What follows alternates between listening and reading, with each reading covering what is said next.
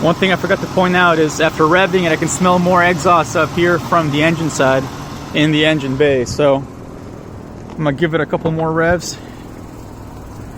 You can see my mileage there, right? The engine light came on a couple days ago. I got it on 2-wheel drive. I don't have it on 4-wheel, but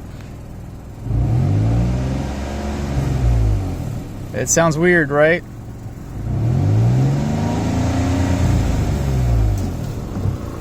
And then you hear it sputter a little bit. Yeah, I'm getting a lot of exhaust over here up in the engine bay. So I don't know if what's happening is there's something wrong along the exhaust chain, right? And then when I give it gas, it starts trapping in the exhaust and sucking into the engine, and that's where the sputtering comes from. Or maybe there's just like a pipe that's busted down in there somewhere that I can't see without lifting this whole sucker out.